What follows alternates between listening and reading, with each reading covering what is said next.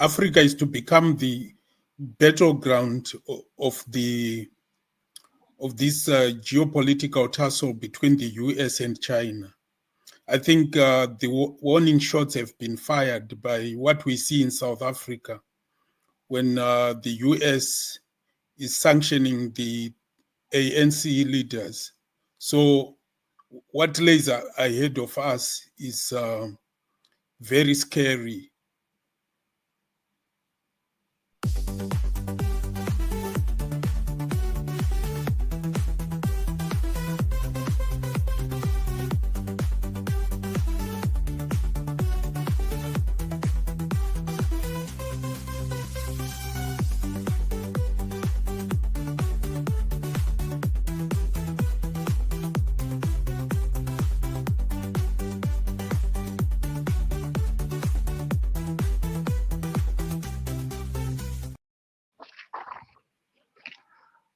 Welcome back to where we are going to further discuss the events in Zimbabwe and the region.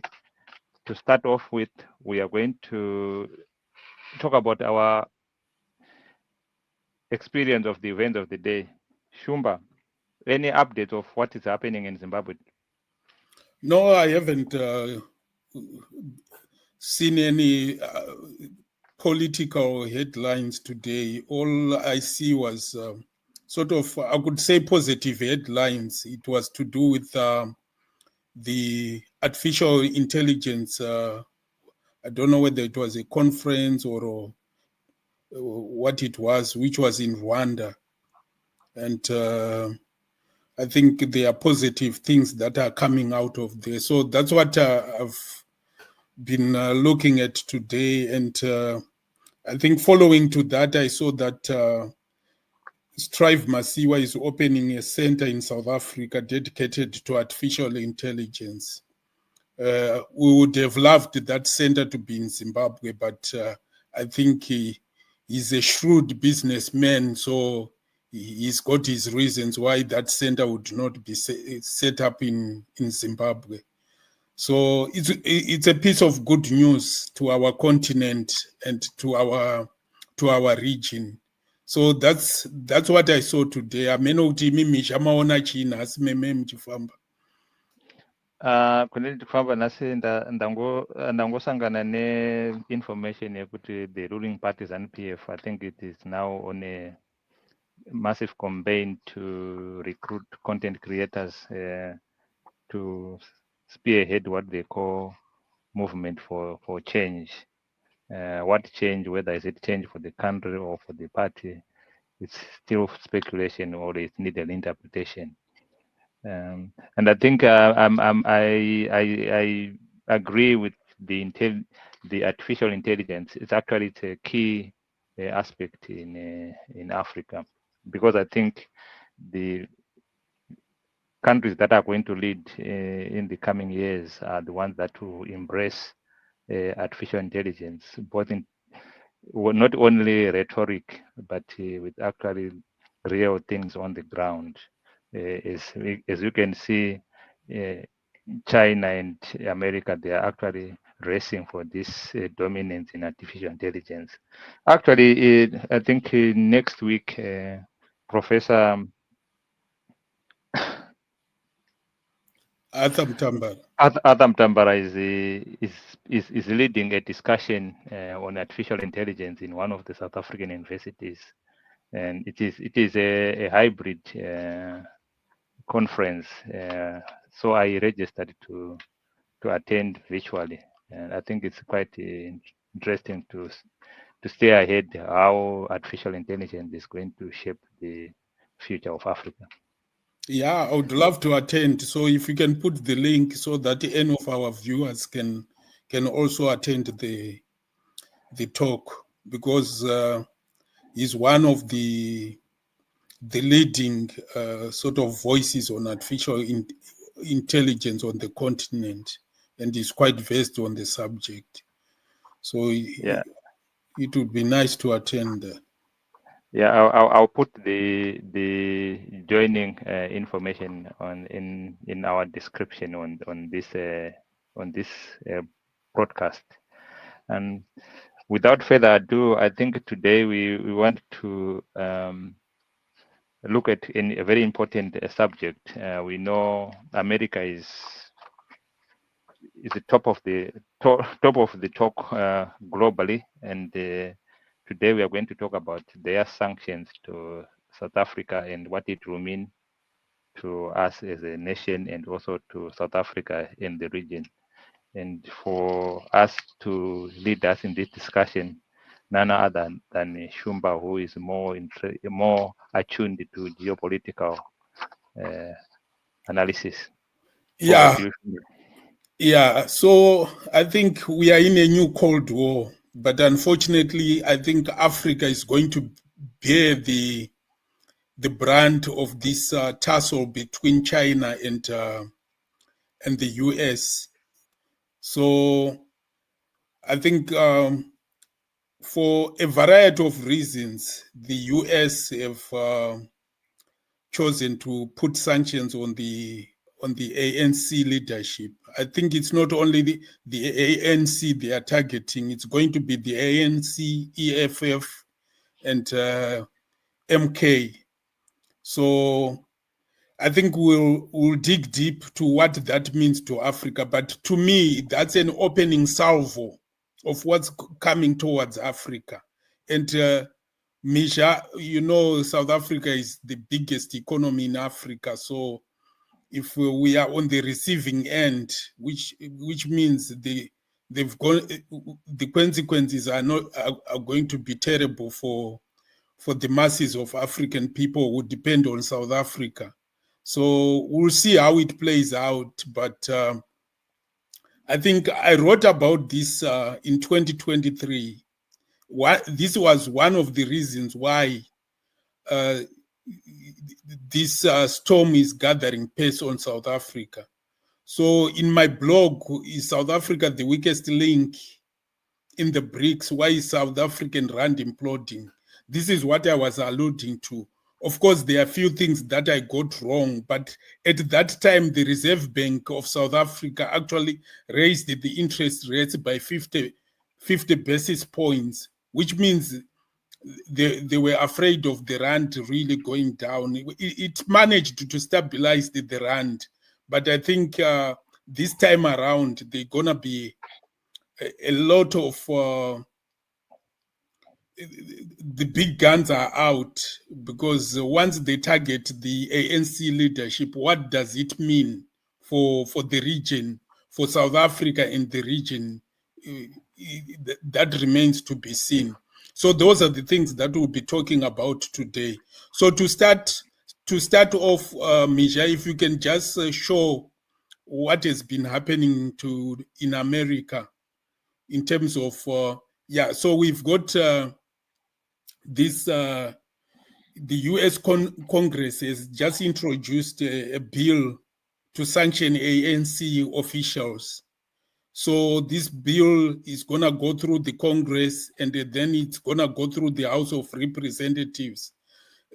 The thing is, both houses now are controlled by the Republicans, and they are the ones who have introduced this bill. So there's a 100% chance that the bill will go through. So for us Zimbabweans, I think we know what this means. We've been there before. We have had our leaders sanctioned. We have had our country sanctioned. So this is not a new thing, and we know what comes through this kind of actions. It's going to be painful.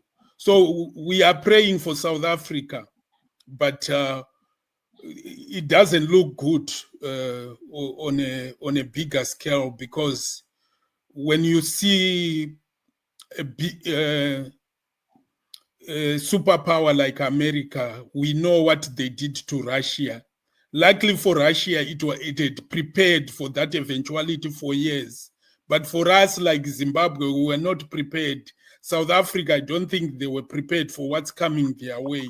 So the devastation that will come through those sanctions is going to be really felt on the ground. And normally when they introduce these sanctions, they are trying to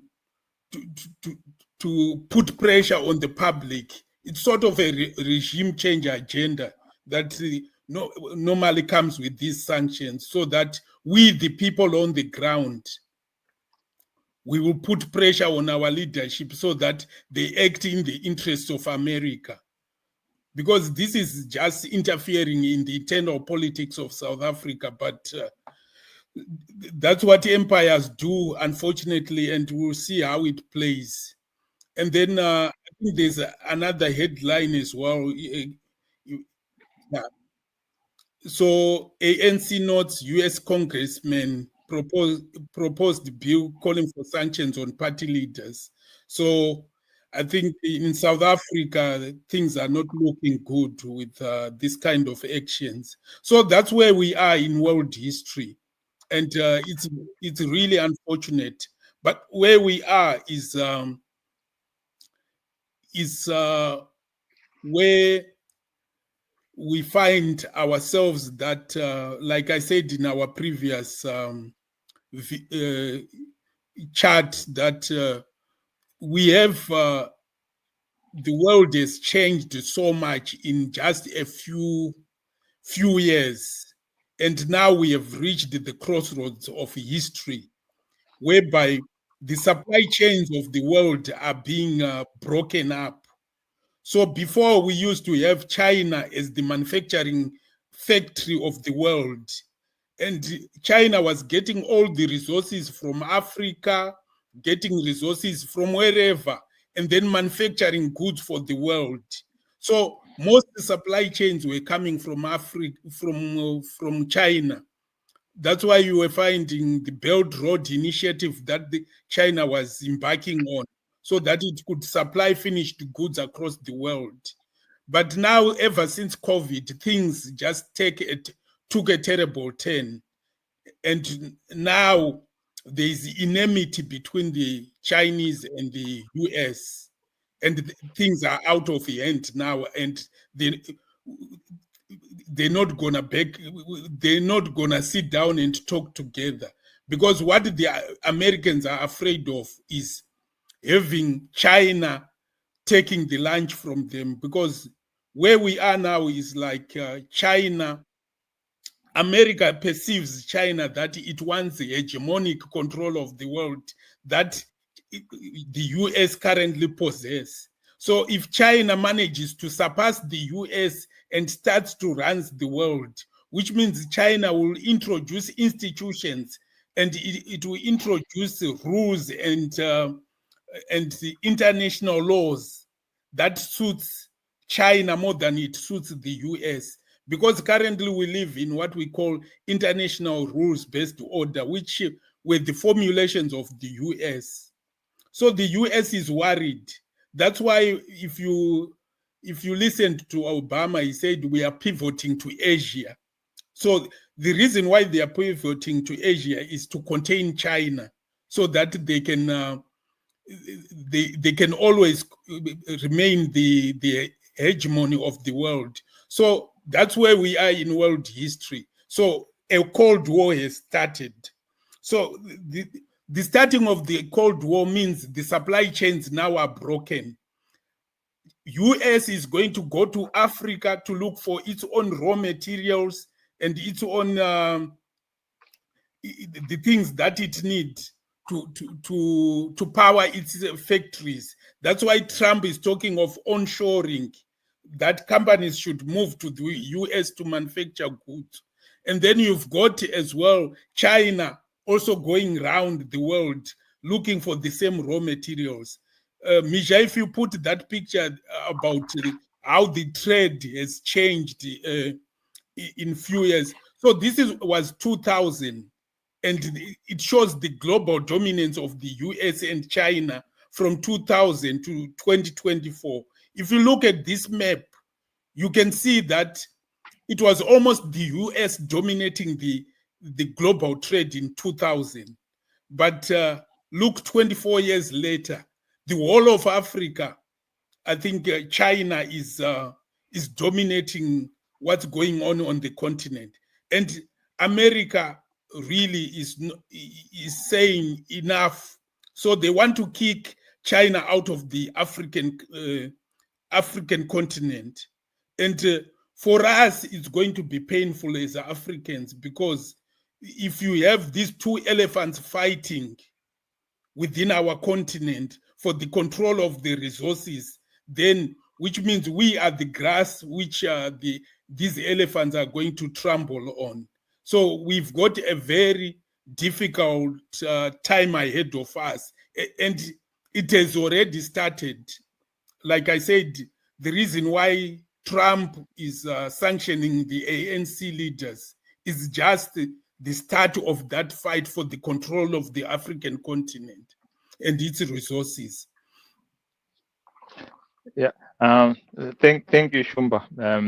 Before I come to Makabai, can you just give a difference? What might be the difference in response? We know Zimbabwe went through the same route of sanction of our leaders, of our leading companies by US, and what will be the difference in the terms of response from the South African authorities from that which was the Zimbabwean one? Yeah, it's going to be difficult for South Africa, because you've got the AGOA. They are talking of kicking South Africa after out of the AGOA, and AGOA is the agreement that Africa has with the US, so that the goods from Africa can get into America at preferential rates. So already, if South Africa is kicked out, I'm yet to research how much trade that South Africa does with America, but it might be significant, and that will affect.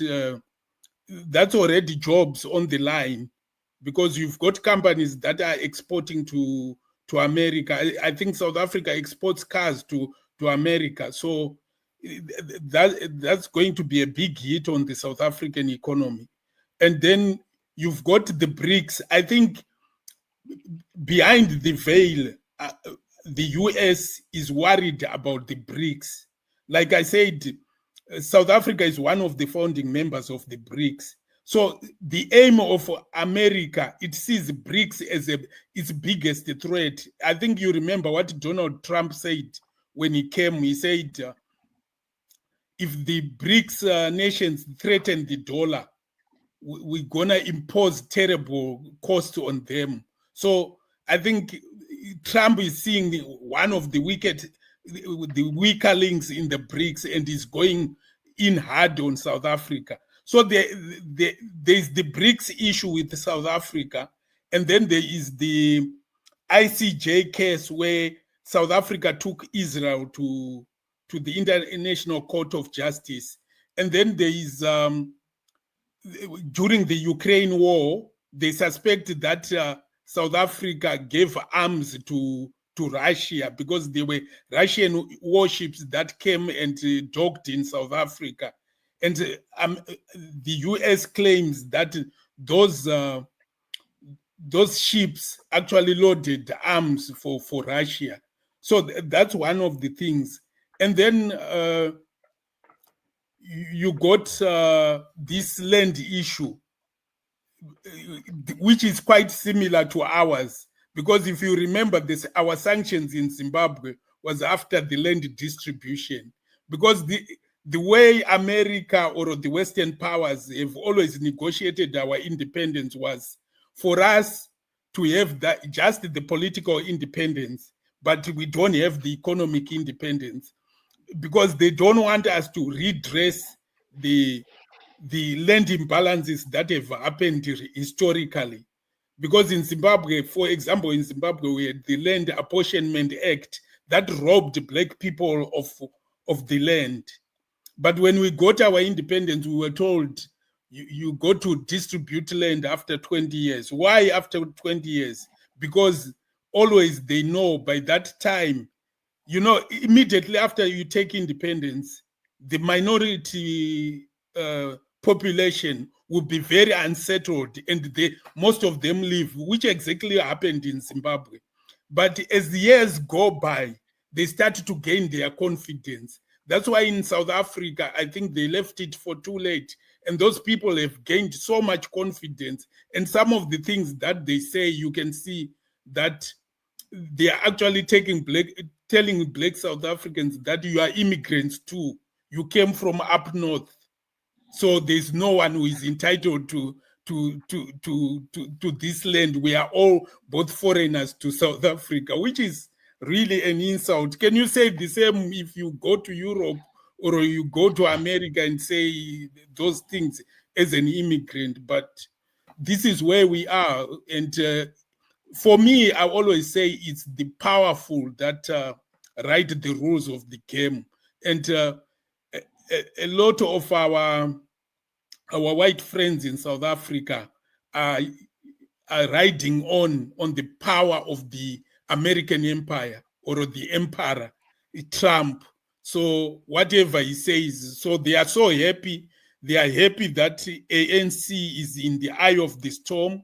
They are happy maybe the EFF and the MK are gonna get these sanctions, but the repercussions for us Africans, I think it needs really to be taken seriously, because it will have a devastating effect on the African continent and to our people as well, because it will destroy a lot of economies.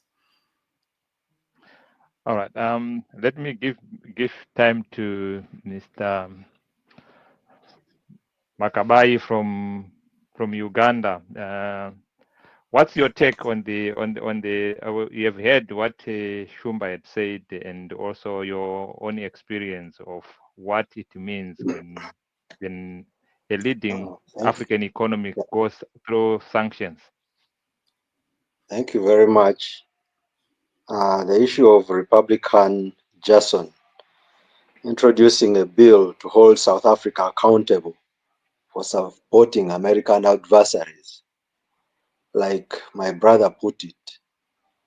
I mean, this is not the first time there have been such relations. There's a tendency of the big brothers wanting their friends to be your friends, and they want to determine who your friends should be, whom you should relate to. And at the end of the day, like he said, what is really behind the scenes is the issue. I think BRICS is a big factor. Yeah, that's the fundamental factor. But you must find a scapegoat, something to use to attack that main issue. Because when they talk about their foes, then they are looking at countries like China, which has got a very strong foot on the African continent. I remember going to Johannesburg around 2014, and there is a Chinatown, place where the Chinese have really established a number of their businesses. So you find the issue of sanctions targeting South Africa, which is one of the big economies in Africa, is sending a message to the rest of Africa that if we can hit your big brother, then you must toe the line, otherwise you yourself may just be phased out in terms of relations. And of course, the issue about sanctions is about resource transfer, about trade, about international relations. South Africa is definitely a big economy. It is a big economy economically. It is also big militarily on the African continent, because they manufacture much of their military hardware. And the issue is when such a collision course comes from a power like the US. It is essentially sending a message to the rest of Africa that you must be careful about how you relate to other people that are not friendly to the powers that be, and in this case, the United States of America. We've had a recent observation of tariffs after tariffs and counter tariffs. And in international business, that battle will never benefit anybody. Battles to do with tariffs, the issues to do with tariffs are best negotiated than just imposed out of emotions. And I have a feeling there is more of an emotional drive in this matter than a matter of reason, because when you are emotional, you are likely to make certain mistakes. And we could see the relations that are going on between Canada and the United States of America, whereas the US imposed those tariffs. You find the counter tariffs that the Canadians imposed may be biting more than what the Americans thought they would inflict on the Canadian economy. So it's really a challenge for especially countries that have resources like minerals. The message that is being sent is that, well, if you do not behave the way we want, then we shall impose sanctions. And you see, when sanctions are imposed on leaders of a political party, like my brother rightly put it, it's about sending a message of regime change. And you are looking at the ANC, which this time round came to power after a coalition with NDA. It didn't win outrightly. So it's like it's a weak economy. It's weak on the political scene. So it needs to be dealt with, and they are seeing it. They are seeing it as an opportunity to have probably to phase the ANC out of the political scene. Yeah. And in my opinion, have a preference for the NDA, which may toe their line. So that's another thing that could be behind the scenes, because why ANC? Why the leadership of ANC? Fine, they may talk about corruption within the leadership. Is it the entire leadership that is corrupt? You're found within the parties. No, Struggles. and it's not even about even if they were corrupt. Is it America's jurisdiction to get involved in their affairs? Exactly. Can South Africa point to say these politicians in America, they are corrupt? So it's just stretching it, like you're just telling South Africa how to run their affairs. And also, why particularly ANC, MK, and the EFF? Why not NDA as well? Because it's a political party. It's a political party in South Africa. Yeah, because DA is the preferred. It should be the beneficiary of what happens to ANC and EFF and MK. Once you bring those ones down, then I think the calculation is it will favor the DA to take over the reins in South Africa. Now I think we have explored what might be the reasons behind the sanctions to political leadership in South Africa. How would the region or Africa respond to such a move from America? Yeah, I think that's what Mr. Makabai, before he dropped out, was saying, that I think really there's not much that Africa can do, because now we are being told to choose sides between China and the US. So what he said exactly was, we hit your big brother.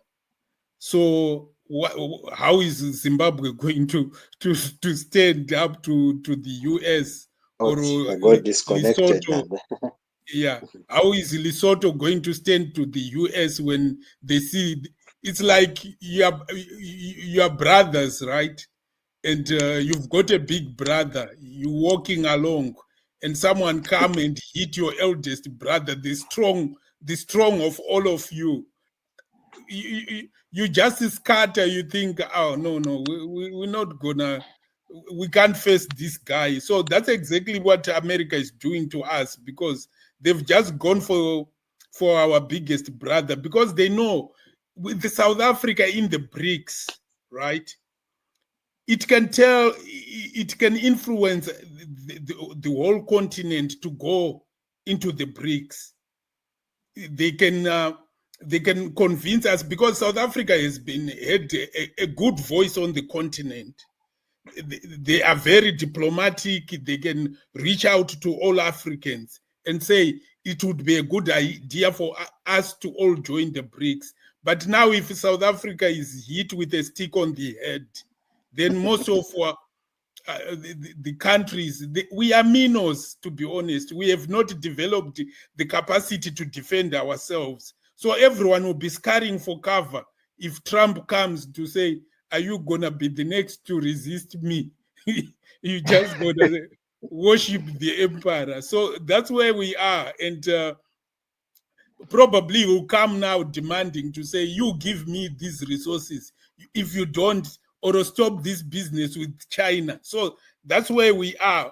And we'll see how China is going to play the game, because if China cannot stand up to defend its interest, I don't see how we as Africans, I always say you need to prepare for war in times of peace.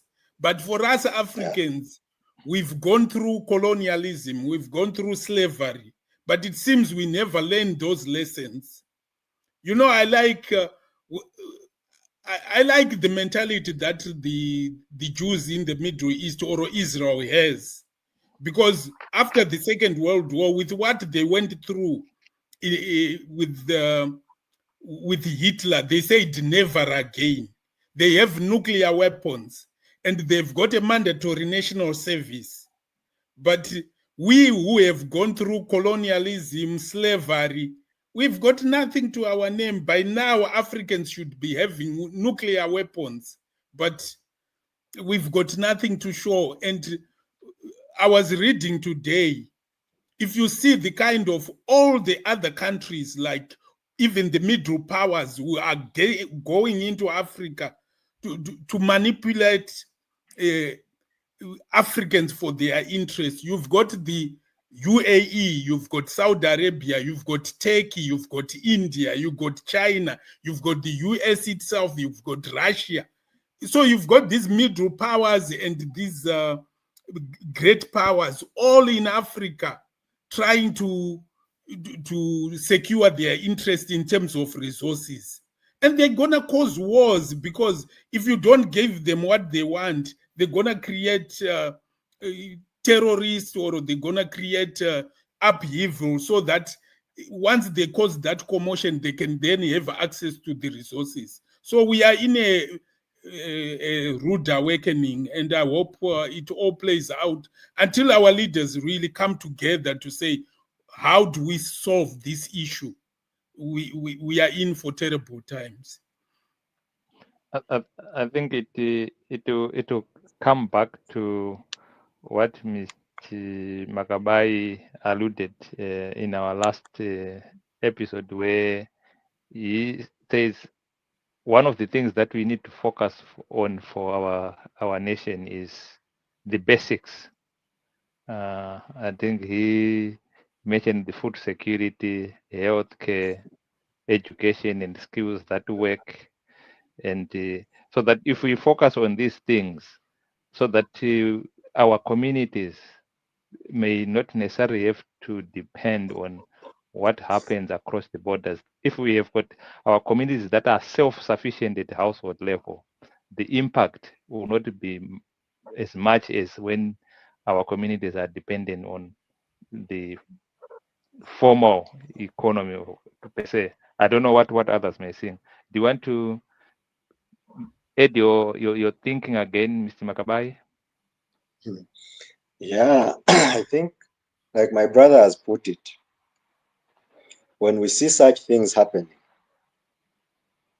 we need to learn from our history, from our colonial history, and now the neo-colonial present, the way we are arm twisted.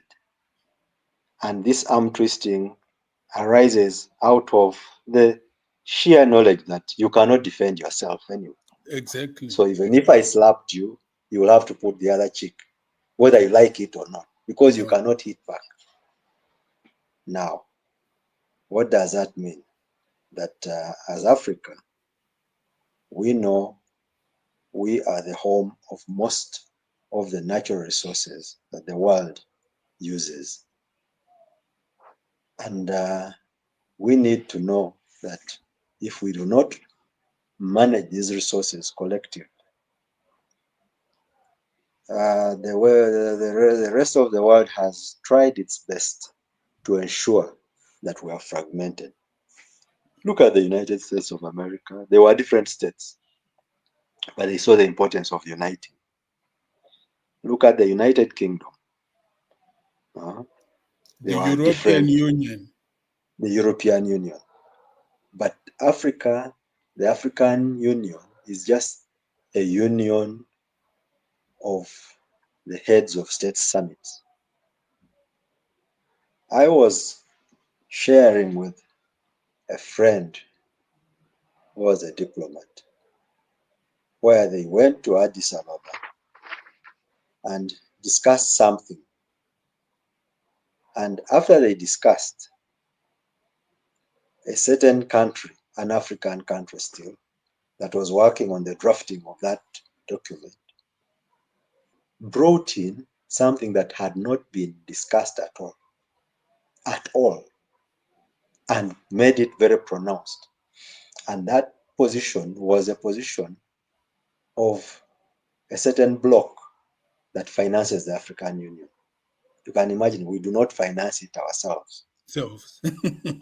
So it was, and it really caused friction because the diplomats that had been say, we did not discuss it. How did it feature in this document that we are passing on to the heads of states? And that Ugandan diplomat said the Ugandans opted not to be part of that document because they said, well, this is not what we agreed. And you can imagine that kind of situation, that even when we attempt to have a union of African states, we are not in position to fund it sufficiently ourselves, and we have to rely on other blocks, which blocks then tune what we must. We are really like remotely controlled. Yeah. So on the face of it, it's the African Union, but at the back, it's the European Union. It's other forces that are setting the agenda. And you look at situations. Look at the time when the Arab Spring was at its peak. It mainly focused on the Arab countries on the African continent, and they were almost successful everywhere. You find, I don't know how Egypt managed to jump out of that, because had they hit the head of Egypt, then you would have literally seen almost the entire Arab Africa shattered. Of course, Libya went the way it did. There was a lot to it. And that was because I think they had set a bad example for the rest of the world. There's an example of self-reliance, an example of making provisions for the country, for the citizens, more than the developed countries are providing. That's a country I visited and saw empty blocks of flats awaiting fresh graduates to occupy. It was not hearsay. This was all along the way from the Tripoli airport to the empty, waiting for fresh graduates to occupy. And all those were bombed in the process of saying, well, you are removing a dictatorship. And a dictatorship that was alleged to have been killing people. But more people have died now than in the 30 or so years that leader of that country had ruled. So if you seem to be setting a bad example in that, one, you are trying to show that a country can be independent, it can provide for itself, it can provide for its nation, then you have put yourself essentially in a firing line. Exactly. Of course, look at South Africa. I think the stance that the ANC took to have an alliance with NDA was putting it on a path, because those were like totally antagonistic. You couldn't imagine that NDA would work with ANC. But the moment that common point was seen, it is seen as if this is a country that is now ready to stabilize and is likely to take off faster than is envisaged. So you must create such a situation that brings it back to the drawing board. So African unity, African union needs to be a reality in terms of, one, relations. I remember our head of state in Uganda always puts it that he was one person who was really pushing for that union at the end of the day, but he realized that I think that the better strategy is to try to see whether you can have the regional blocks strengthen, then the regional blocks merge and form union, then ultimately probably you can have a stronger African Union. Now look at the ECOWAS with what is happening. There's that new breed of leaders that has emerged that is trying to make those radical changes in their own countries, to the extent of even opting to secede from the ECOWAS. Because at one point in time, ECOWAS was threatening to intervene in some of their situations. But here you find a leader that has come out and said, we are against this, we are against it, and they are doing it practically for the good of the country. And then you want to intervene. What does that mean? That you wanted the status quo. And we have had situations that have promoted status quos long past the quos have lost their status. Yeah, and because that's why they push for elections and democracy. Yeah, exactly. Now they say, oh, these people, all those leaders, they are coup leaders, they are undemocratic. But how many years have you had those democratic elections, but people's lives never change? Because the people who are being brought to be leaders are actually puppets of foreign interests. Yeah. They don't serve the interest of their people. They are just told what to do. You sit here, you enjoy the money we give you and your family, but don't touch this and this. They give you agreements to sign in terms of minerals and things like that. So That's where we are, and salute Okay, to talk those about guys. agreements. Yeah. Talk about agreements. I was talking to a certain minister one time, and he told me they had gone on a negotiation with one of the big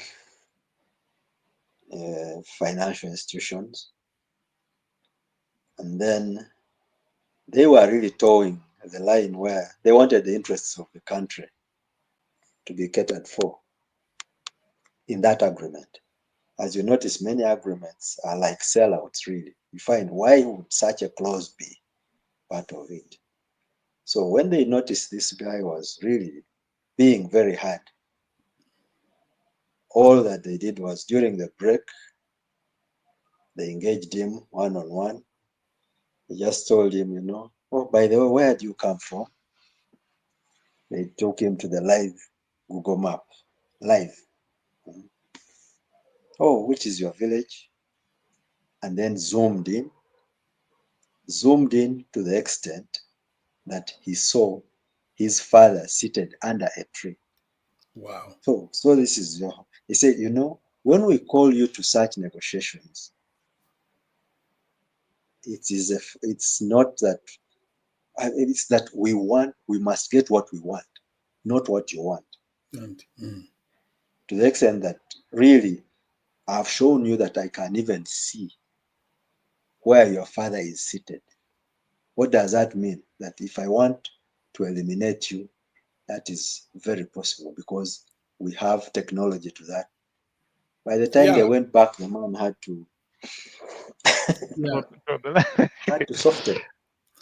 So those are things that we are dealing with in this world that really, unless we are united, unless we think about our defense, unless we think about our food security.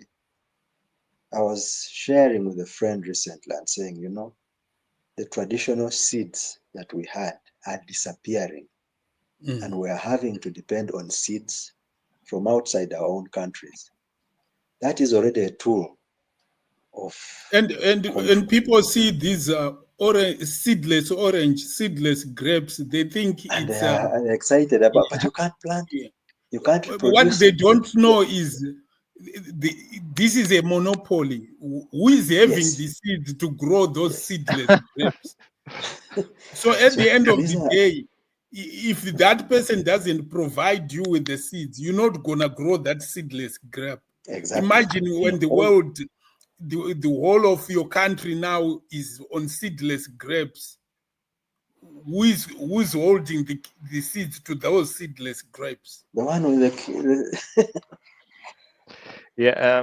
What you said, it reminds me when I was growing up. I grew up with my uncle, and he used to, when we grow the rapok, at the beginning of harvesting, he will go around picking the strong plants. Then that becomes the seed for the next year. For the next season. Next season. But now, even if you take whatever, if you try to plant it for the next season, it will not grow at all, and you still have got to go and buy the seeds. And over and above the seeds, actually, they are introducing chemicals to kill weeds, which makes our soil unproductive without chemicals. I don't know. Yeah, no, there's a lot. This is what you need: security in everything. We call it biosecurity. You need your national defense to be up to scratch.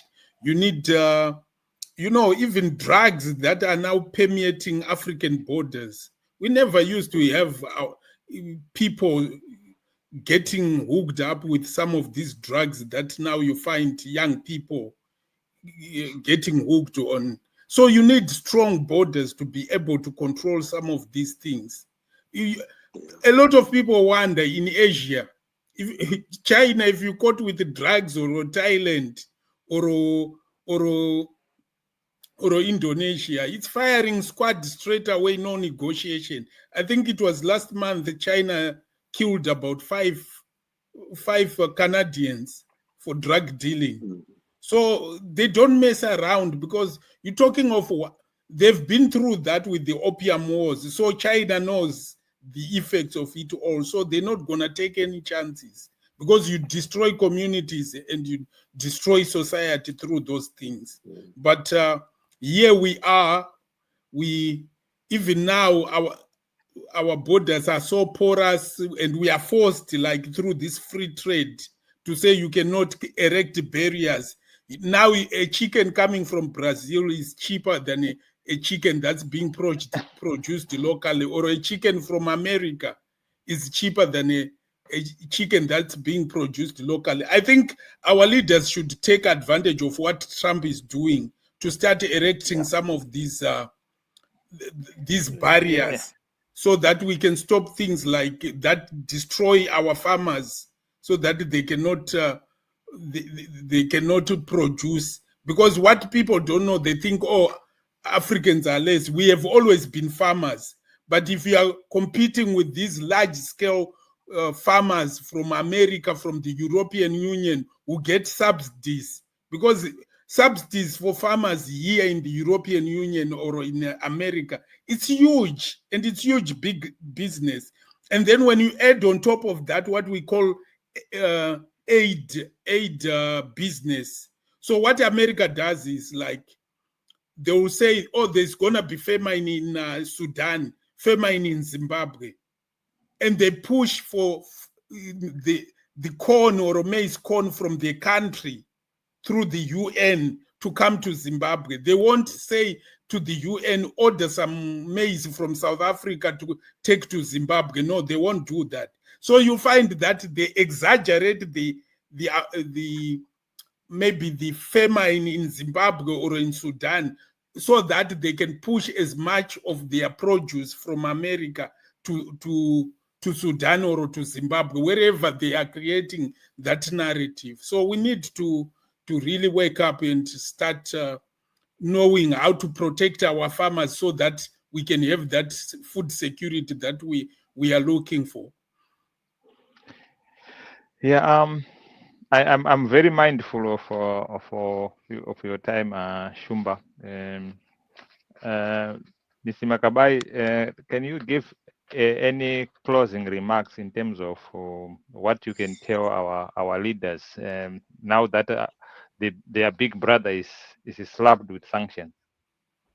I think what I can say is that each of the African countries should now wait for its turn in this matter, especially those that know that there are some resources that the big brother may be interested in. They should be ready for their arms to be twisted.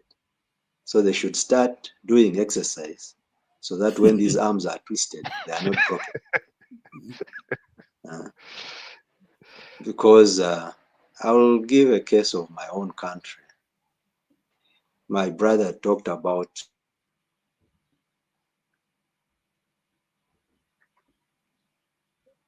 I think his internet is. Yeah, I think we've lost him. Yeah, we have lost him. Do you want to give your closing remarks, like what he was going to say to the brothers in Africa when their big brother South Africa is in trouble?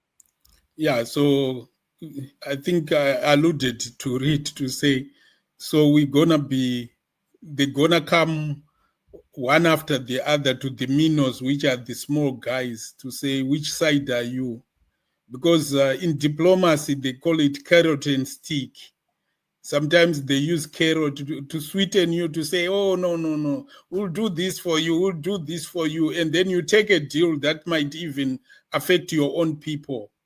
But they've given you a carrot. But when they come with a stick, it's either or. If you don't, normally our leaders are told, if you don't do this, we'll take you out of power.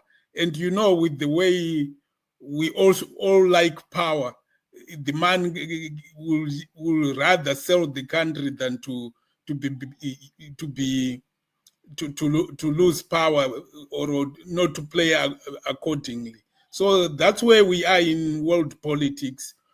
Like I said, in conclusion, we are in a Cold War between the US and China. So we are the minnows caught in between.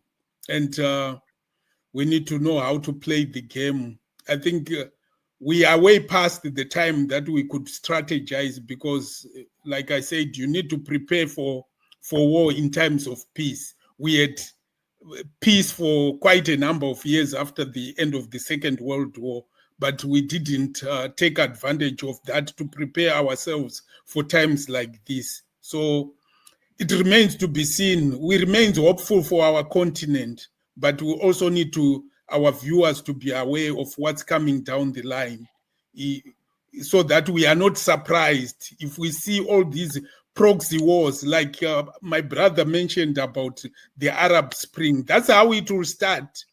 They create those situations. They are masters of it. So they will create something, and then it will be. I even wrote about it to say an Africa Spring is coming towards our way, and they know we have got young population which can easily be agitated, which can easily be persuaded, and if these leaders don't start taking action now to be on the side of these young populations, they'll they'll be held to pay coming down the line. So I think that will be my conclusion for tonight. And thank you, Mr. Makabao. You were in the middle of saying we must be Yes, I was prepared for talking about being something. I was saying, arm twisting, and if you need to exercise so that when you are arm twisted, you will not break. yeah, and like I was saying, there are certain things. You find a very small by-election that we held. Little did we know that this was an issue that was drawing even the attention of the UN Security Council. Wow. Whereby some of the players in that by-election had appealed to the UN Security Council for a right to protect. They were expecting the result to come out in a certain way, and that if it turned out in a certain way, then the UN needed to intervene. And that one is based on a situation where if a certain number of lives are lost in that activity, then the UN steps in. Will get And involved. fortunately, the way I managed that election was such that I engaged the security agencies with the candidates, whereas there were certain skirmishes here and there between supporters of certain candidate and the security. At least no life was lost. Otherwise, probably the situation in Uganda would be totally different as of now. And like my brother said, the young generation, the young unemployed, are the people we should really think about, because these are the ones who will be used to cause turbulence. They have nothing to lose. They have no job, they have no house, they have no nothing. Probably they have only the piece of just the clothes they are wearing. Just give them a little drugs and they will burn your country. So our country should be mindful about the Gen Zs. Take a case of Kenya recently when there were those demonstrations. Yeah, exactly. And those are things we are not supposed It's to take only lightly. that those demonstrations, they were on it was against their interest. That's why they didn't really make so much noise on the world scene. Yeah. Because those because I Gen remember the Z youth were that said against the IMF and the World Bank's policies on Kenya. So it was hitting the pockets of the powerful. That's why it didn't make so much noise. Yeah. So all in all, that bill, I mean the sanctions, are first of all an immediate tool You see, if you impose sanctions on a certain leadership from one country, one, they can get what they need from another country. They can, but what you are hurting is the local population. So at times, some of these sanctions end up being misdirected. For those, if you are targeting the leaders will make sure they access what they need, whichever way, and then the common person will be the one, it will be transferred. Like you impose a tax on somebody and he shifts it down and avoids it and transfers that tax to somebody. But all in all, Africa needs to realize that it's only in unity that they will have strength, that they will have the sufficient bargaining power to prosper, to survive first of all, and to prosper. That's all I can say for now. Thank you very much, and I can't thank you enough for your valuable insights. And for our viewers, thank you for tuning in, and whoever will be watching this as a replay, thank you for tuning in to the channel. We will be back again with another episode where we give you valuable information on current affairs and the issues of development. And thank you for now.